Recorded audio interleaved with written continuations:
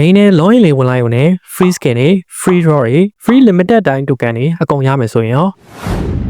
ဟုတ်ပြီ login ဝင်ရုံနဲ့ရမှာဆိုတော့ဘယ်တော့ဝင်ရမှာလဲအခုဝင်ရမှာလားဆိုပြီးမေးမဲ့ညီကိုတွေအတွက်ခဏလေးနေပါဦးဘယ်ရက်မှာဝင်ရမှာလဲမပြောခင်ဘာတွေရမှာလဲအရင်ပြပြပါမယ်ပထမဆုံးတစ်ခုက limited time token 1000ရပါမယ်ဟုတ်ပါတယ်တယောက်ကို limited time token 1000ရမှာပါ1000တောင်ဆိုတော့ brother လူချင်တာဝယ်လို့ရပြီဆိုပေမဲ့လည်းသူမကိုတော့ပြန်ရမှာမဟုတ်နော်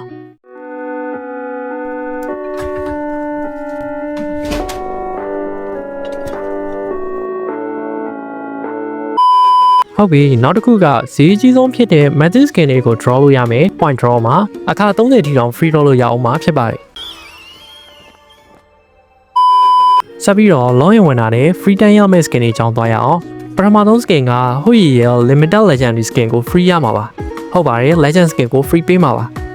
နောက် skin ကတော့ Aaron ရဲ့ wishing crane skin လေးပဲဖြစ်ပါတယ်ဒီ skin လေးကလည်းသူမလိုပဲတော်တော်လှပါတယ်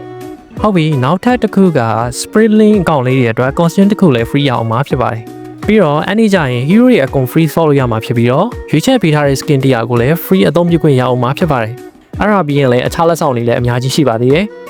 ဆိုတော့ကျွန်တော်တို့ကဒီ free reward တွေကိုရဖို့အတွက်ဘာလုပ်ရမှာလဲဆိုရင် online game ရဲ့10နှစ်ပြည့်နှစ်ပတ်လည်ရက်ဖြစ်တဲ့အောက်တိုဘာ25ရက်နေ့မှာ game ထဲကို login ဝင်ပေးဖို့ပဲလုပ်ပါမယ်ဗျ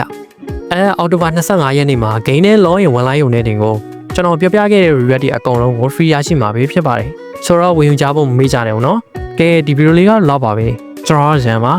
နောက်ဗီဒီယိုလေးမှာပြန်တွေ့ရအောင်